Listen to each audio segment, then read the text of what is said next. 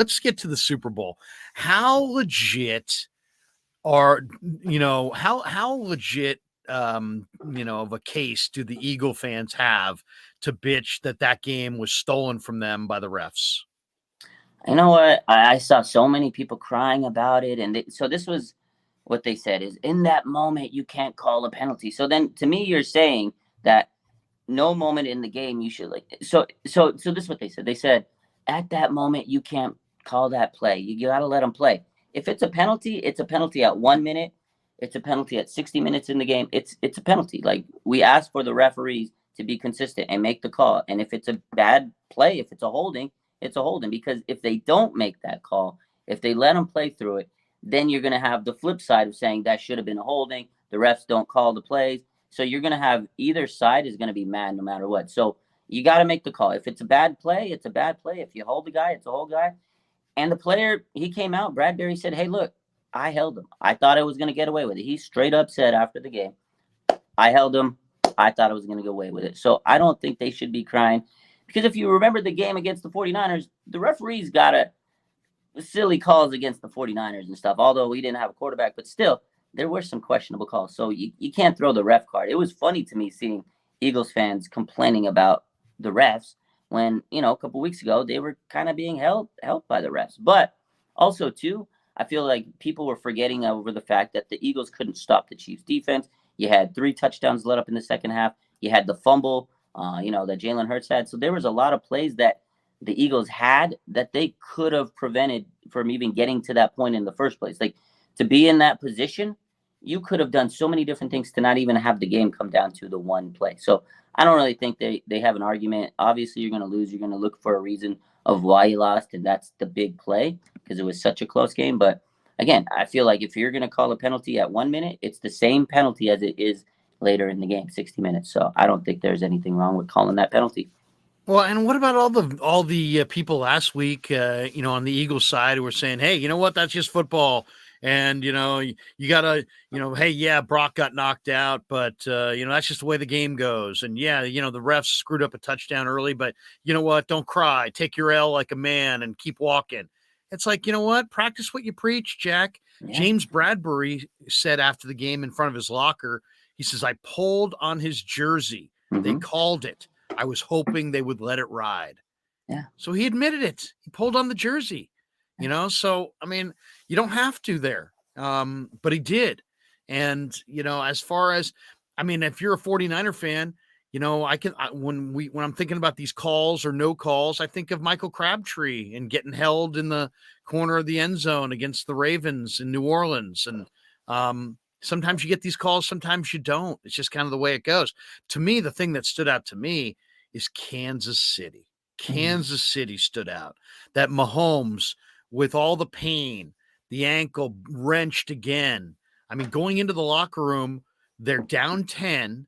Their quarterback's writhing in pain. It just doesn't really look good. You don't know what he's going to bring in the second half. And then he comes out, and the Chiefs' offense in the second half, 4 drives, they go touchdown, touchdown, touchdown, game-winning field goal. And what did Mahomes do on those drives? He was 13 of 14 with 2 passing touchdowns. But what's even more impressive is how clean they played. 0 penalties, 0 sacks allowed, 0 negative runs against maybe one of the best defenses in all of the NFL. That's why they won, not the refs. Yeah, 100%. And that's why I said I feel like people are not giving the credit to the Chiefs that they should, because it's been all I've seen is it's the holding play. That's why they won. But they're not giving them the credit. Like you said, they scored pretty much every time in that second half. And in that second half, the Eagles, in the third quarter, they had the ball pretty much the whole time. I remember I was like, man, they're really controlling the clock. They're sitting here milking it out. The Chiefs, they came out, opened the second half, and they came out gunning, touchdown. And I was like, wow, they came back with a vengeance.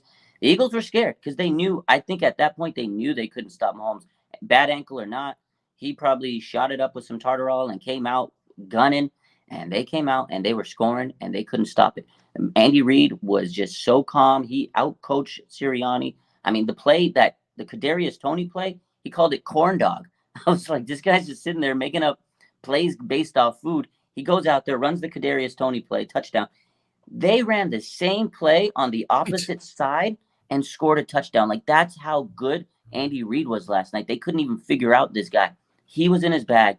Mahomes wasn't in his bag. They couldn't stop Kelsey. It was amazing. And, credit to the Chiefs because they had no Tyreek Hill this year, and they still look like the most in sync offense I've ever seen. And it's like they don't miss it because Andy Reid and Mahomes are such in sync.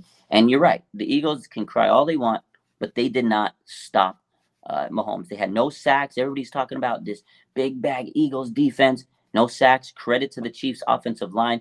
Those guys are getting paid this offseason because they held it down. 70 sacks, not a single one in the Super Bowl. That was impressive to me. Yeah, I mean, and then we got to get into that as well. Tony says a hold is a hold. Bradbury admitted it was a hold. Take the L. Take the L. Raj, how old are you? Did you see? You didn't see any of Joe Montana? Very little. I'm 38, so it was like Okay. tail end. I saw a lot of Steve Young. I mean, I went back and watched, obviously. Yeah. No, I mean, obviously, you're I didn't Mr. watch Niner. it live. You know all about Montana. When I see Mahomes and Reed, I really think about Montana and Walsh because Walsh, there was a debate for a long time. Did his offense make Joe Montana the player that he was? Or did Montana's quarterbacking make Walsh's offense the offense that it was? And I think you could make that exact same debate right now and just substitute Reed and Mahomes for Walsh and Montana. It's like Reed is awesome. Mahomes is awesome. Who makes the other? I guess we're not going to find out until maybe Reed rides off into the sunset and leaves the job to Eric Bieniemy. But I just think we're seeing one of the greatest offensive play callers with one of the greatest quarterback talents that's ever played. And when you put it all together, that's going to be almost near impossible to beat. The other reason I took Kansas City in this game was, Mahomes and Reed had already lost a Super Bowl together. And to me, it's like when you've won a Super Bowl and you've lost a Super Bowl and you've felt the joy of winning one and the incredible pain of losing one, I think that puts you in a category where you're even tougher to beat. And that's what I got out of Kansas City yesterday. They beat the Niners to get their one. Then they lost to Tampa Bay when their offensive line was just a mess. And this game, they just seemed like they were not going to be denied. But I don't know who makes the other. Is it Reed that makes Mahomes or Mahomes that makes Reed? But together, incredible. Absolutely freakish combination. Yeah, it's like what came first, the chicken or the egg kind of. It's kind of like Tom Brady, Belichick in a way too, because everybody debated that. Was Belichick because of Brady? Was Brady because of Belichick? So similar comparison, but you will never know because I feel like the 49ers, and I've said this, they're kind of in a similar box with Kyle Shanahan. Okay, he's gotten to 3 out of the last 4 NFC Championship games. They went to a Super Bowl. Andy Reid, he went to like 4 straight NFC Championship games, the Super Bowl, lost them all with the Eagles, came to the Chiefs. He was in playoff, first round exit, like every year, one and done. Right. And it was like, what was holding him back? He found the quarterback. Boom, it was Patrick Mahomes. So I think it's the quarterback that finally allows the coach to kind of break over the hump. So I think they both need each other. And it's Kyle Shanahan. He gets so close. And then what was the missing piece was to this year, obviously, quarterback's been an issue. And I feel like every year it's been that quarterback. And again, we're sitting here on another offseason. We're going to be talking about quarterback this season. So I feel like you can't have one without the other. Honestly, I really don't think you can have one without the other because Andy Reid has proven he couldn't do it without the quarterback. But we don't know yet if Patrick Mahomes can win without Reid. But I would assume that would be much more difficult than him because Andy Reid sets him up in this position to do amazing things with his play calling. So I don't know. It's a tough question to answer. I don't think we'll have the answer for many years. But right now, that is the power duo. And I think the NFL is going to be chasing them, the 49ers. And I think you said this earlier, too, to me. Like, what can we do to get to that point to beat them? If we get to the Super Bowl, can we beat them? And again, to me, it comes down to quarterback. So it's going to be a long journey this offseason. And it has been a long journey for the 49ers in terms of searching for that quarterback that gives them the stability. We thought we might have had it when Brock, but then he got injured. And now we're back to the drawing table. So I don't know if you have any answers on what we're going to do. Well, I mean, we'll get to that in a sec, but I definitely think, and that's what I entitled this live stream. Like, what can the Niners do to run with the Chiefs in the future? I mean, because I mean, it's obviously going to take a Herculean effort and a collective effort, personnel wise, coaching wise, player wise. It's gonna take everything they got to get over the top against Kansas City. I don't know. I don't know if there is a simple answer. Michael Monahan says Philly could have won. The fumble was the difference. Jalen Hurts was spectacular in this game. I mean, it's really a shame that we're going to probably forget about his performance. But 304 passing yards. He completed 27 of 38, 70 rushing yards. He accounted for all 4 of Philly's touchdowns. He was spectacular, but the turnover when he was just switching the ball from one hand to another, and then he kicked it and it popped right into Nick Bolton's hands for a scoop and score. That was probably the biggest play in the game. That was 100%. Really, I mean, Mahomes didn't make that mistake in this game. Yeah. That was the difference. That was the key difference, was who made the critical mistake. And typically in a game this close, it always comes down to the big turnover, the big mistake. And you're right. Jalen Hurts played a phenomenal game. And like I said earlier, I felt like it was going to take an MVP-like performance out of Jalen Hurts to win that game against Kansas City. And he would have won MVP had they won that game. But you're right. That was the big X factor, was that gave them the touchdown, put them over the top. And, again, with Mahomes against, and we've said this so many times. I'm sure you've said this. I know I've said it. When you play a team like Kansas City, you have to pretty much score on almost every drive, the majority of drives. So if you make one mistake, if you don't score, if you have field goals where they score a touchdown, you're not going to beat them. You have to play almost a flawless game against Kansas City. They're that good. So credit to the Eagles. They played phenomenal. Again, Jalen Hurts, no disrespect. The guy came out, and you're right. Unfortunately for him, most people are going to forget about this performance because Mahomes was Herculean last night. It was, and the ankle, it's going to add up to his, his lore, his mystique. Oh, he had the ankle. Although I do think he kind of acted up a little bit. He kind of played it out. He's a good actor. I'm going to tell you, Mahomes has a job as an actor when he hangs it all up. Hakeem the Dream says it's not Mahomes, it's Andy Reid. He's the key. Alex Smith 2017 year was amazing. Watch the highlights. Yeah, I mean, how about Andy Reid? Andy Reid called 2 plays that resulted in busted coverages where they got uncontested touchdowns. And you referenced both of them. You know what I loved about it is that, and this is one thing I hope Shanahan learns. I mean, that's kind of harsh, but Shanahan will do something. He'll call something in a game. It will work. He'll then go away from it. Andy Reid had that short motion, wound up with a broken play touchdown. 15 minutes of real time later, he did it again because he knew. He said he knew there was an amount of coordination and conversation that you need to repair things as a coach to make those adjustments. And teams are used to making them at halftime or after the game for the next game.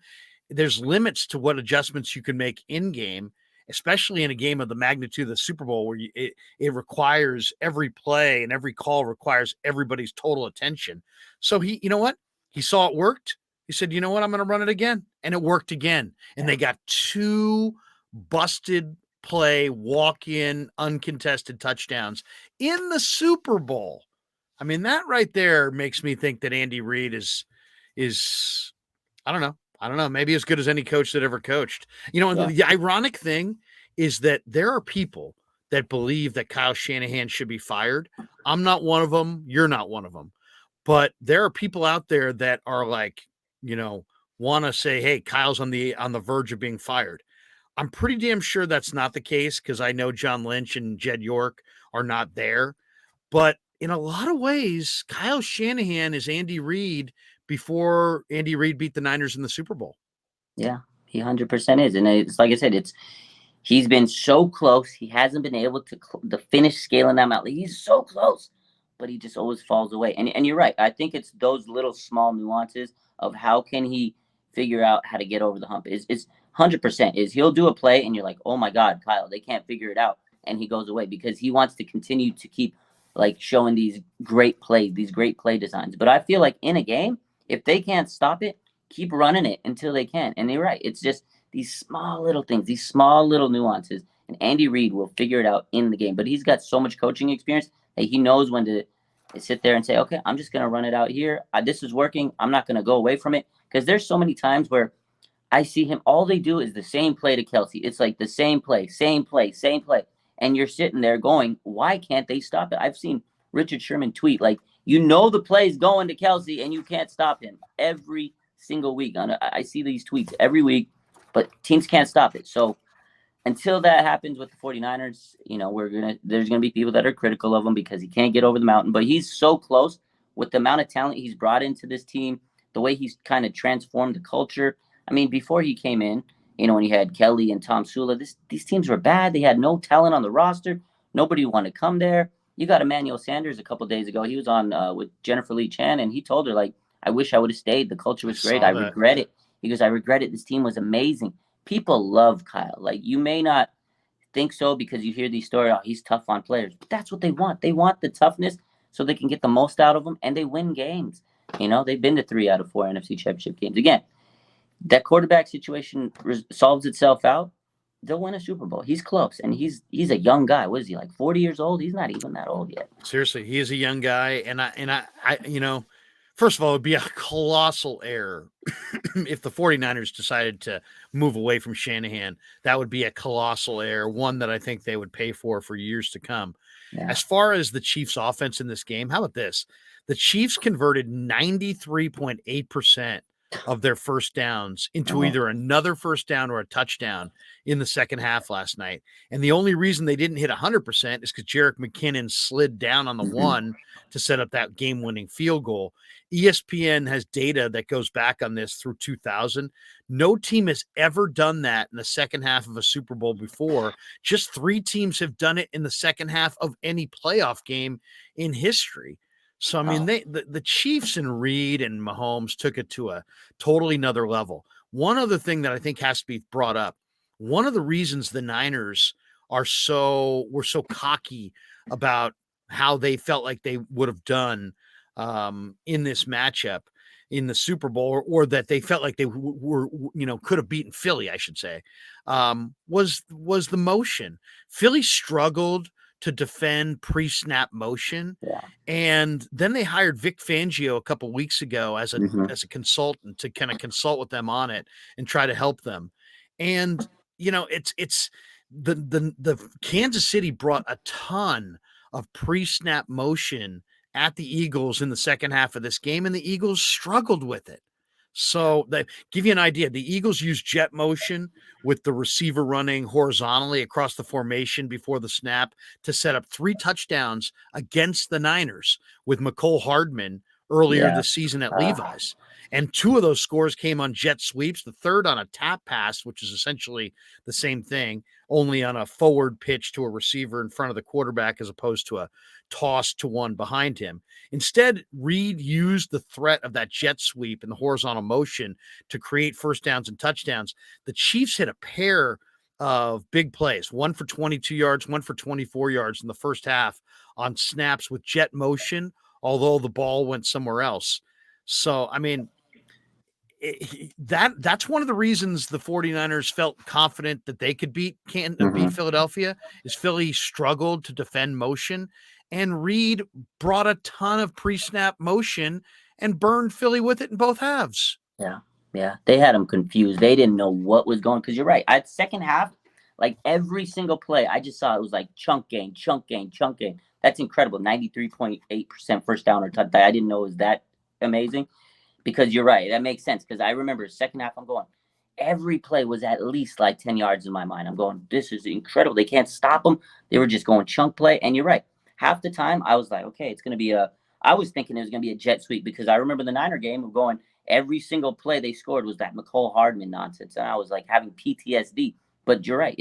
They were going in motion. They were lining up. And I think the Niners knew that because they've studied the film and they've played the Chiefs. And the Niners do a lot of motion, pre-snap motion. Kyle Shanahan is notorious for it. So they know that if they would have been healthy and they had all that ability to, you know, go pre-snap motion their play action game. And they took a lot of flack. I think Kyle Shanahan took a lot of flack a couple weeks ago because he lined up Croft at tight end.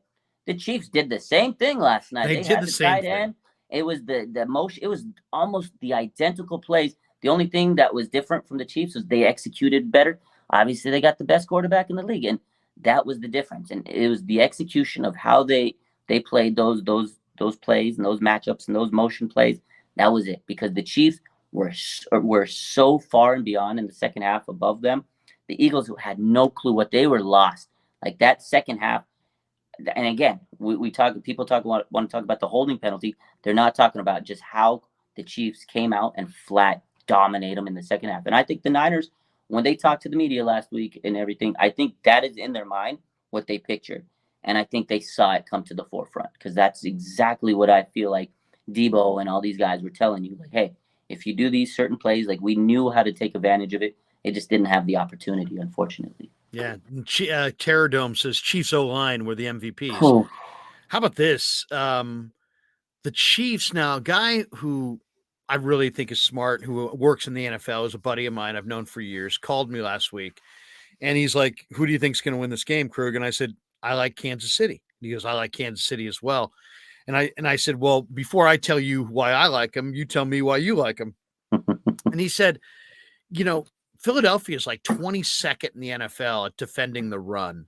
But when you really think about it, they led for so much this year. So they played a weak schedule. They hardly ever had anybody play them even up for 4 quarters. So the fact of the matter is, they were 20th or 22nd or whatever it was against the run, with teams that were almost more times than not forced to pass. Yeah. So then you look at Kansas City in the second half of this game. In the second half, Kansas City ran it 17 times for 126 yards, and they had 6 rushing first downs.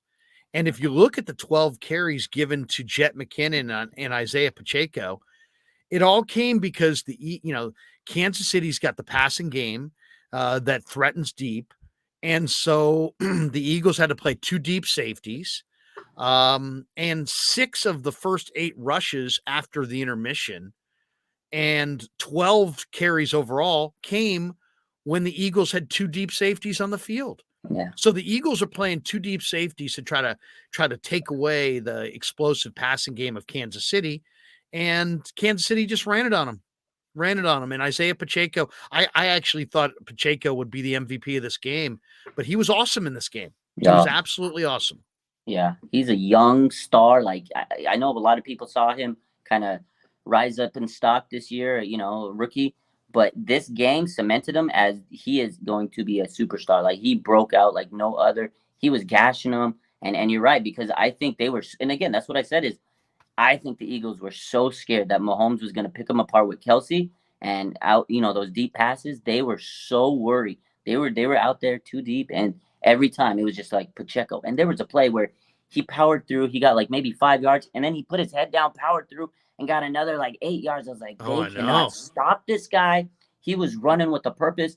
And I agree. If there was another guy that probably was in line to get MVP other than Patrick Mahomes, it was Pacheco. But I mean, you can't take away from Patrick, because he was just, like you said, with 13 out of 14. That's incredible, man, the second half. And you're right. They ran down their throats because that O-line was just stout. And they were feeling themselves. The Eagles could not penetrate. They could not get any 70 sacks, and they had a goose egg. Are you kidding me? The Chiefs O-line, again, Orlando Brown, he's a free agent. That man just earned himself a huge contract in this Super Bowl. And rightfully so, because he held that. I didn't see Hassan Reddick at all. Like, I was going to say, was Hassan Reddick out posters. There's missing posters for that guy somewhere out there. Yeah.